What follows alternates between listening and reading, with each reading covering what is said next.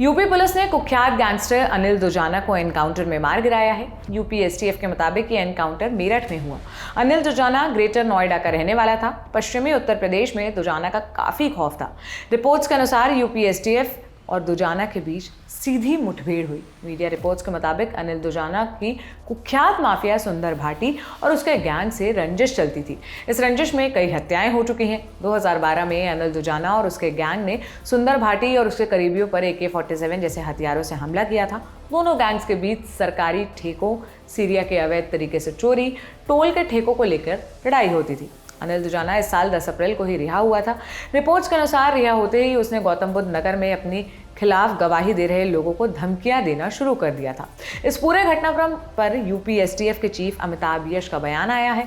उन्होंने कहा, अनिल दुजाना एक कुख्यात अपराधी है। हमारी मेरठ यूनिट ने इस ऑपरेशन को अंजाम दिया है। इसके ऊपर 18 से ज्यादा मर्डर केसेस हैं। जैसे ही आगे की डिटेल मिलेगी उसके अनुसार आपको जानकारी दी जाएगी। पर दुजाना गांव का एक आम लड़का गैंगस्टर कैसे बना, बताते हैं। यूपी के बुलंदशहर में बांदलपुर थाना क्षेत्र है।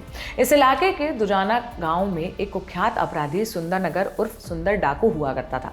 70-80 के दशक में सुंदर का दिल्ली तक खौफ था। कहा जाता है कि सुंदर ने इंदिरा गांधी को भी हत्या की धमकी दी थी, लेकिन गांव के लोग उसे मसीहा मानते थे। आर्मी में नौकरी कर रहे सुंदर पारिवारिक विवादों की वजह से अपराधी बन गया था।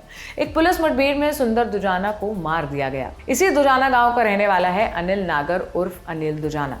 पुलिस रिकॉर्ड में अनिल दुजाना पर सबसे पहला मामला 2002 में गाजियाबाद के कविनगर थाने में हुआ। तब उस पर हरबीर पहलवान की हत्या का आरोप लगा। इसके बाद अनिल दुजाना का नाता अपराध से जुड़ता चला गया। पश्चिमी यूपी में गैंग वॉर की शुरुआत महेंद्र फौजी और सतबीर गुर्जर के आपसी अदावत से हुई। इसके बाद सुंदर भाटी और नरेश भाटी के बीच गैंग वॉर छिड़ गई। ये दोनों सतबीर गुर्जर के ही चेले थे। 2004 में सुंदर भाटी ने नरेश भाटी की हत्या कर दी। नरेश भाटी का भाई रणदीप और भांजा अमित कसाना इसी का बदला लेना चाहते थे, जिसमें साथ दिया अनिल दुजाना ने।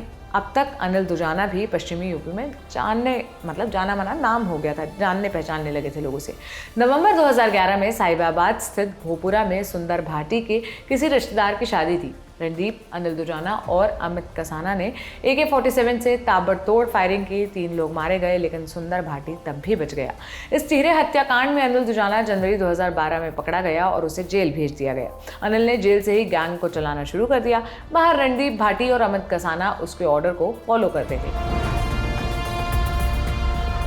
जनवरी 2021 में अनिल दुजाना जमानत पर बाहर आया था। हालांकि पुराने केस में पेशी पर न पहुंचने के चलते कोर्ट ने उसके खिलाफ गैर जमानती वारंट जारी कर रखा था। 6 जनवरी 2022 को अनिल दुजाना को फिर से गिरफ्तार कर लिया गया था। साथ में उसके 2 साथी सचिन गुर्जर और रकम सिंह भी दिल्ली पुलिस के क्राइम ब्रांच के हत्थे चढ़ गए थे। दुजाना पर 18 मर्डर सहित कुल 60 केस दर्ज थे।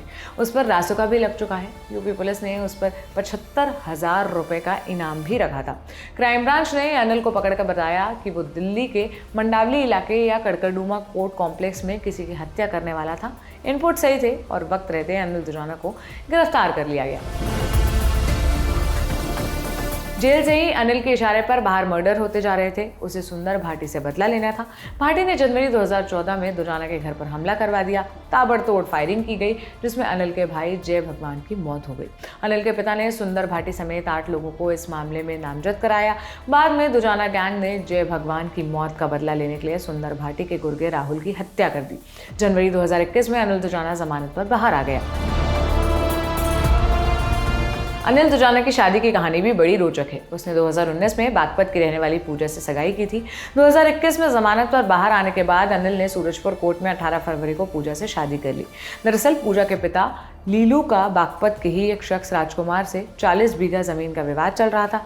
राजकुमार ने अपनी 2 बेटियों की शादी कुख्यात अपराधी हरेंद्र खड़खड़ी और उसके भाई से कर दी। उसके बाद राजकुमार के मुकाबले पलड़ा कमजोर न हो जाए, इसलिए पूजा के पिता ने अपनी बेटी के लिए हरेंद्र से भी ज्यादा नामी अपराधी अनिल दुजाना की तलाश लिया और शादी कर ली। अनिल नागर उर्फ अनिल दुजाना नोएडा के बादलपुर इलाके के दुजाना गांव का रहने वाला था। पुलिस रिकॉर्ड में अनिल दुजाना पर सबसे पहले मामला 2002 के गाजियाबाद के कविनगर थाने में दर्ज था, जैसे हमने आपको पहले बताया। इसके बाद अनिल दुजाना का नाता अपराध से कैसे जुड़ता चला गया, इसकी कहानी आपने सुनी। ये कहानी लिखी मेरे साथी शिवेंद्र गौरव ने। आपकी क्या राय है, यह बताने के लिए कमेंट बॉक्स खुला है।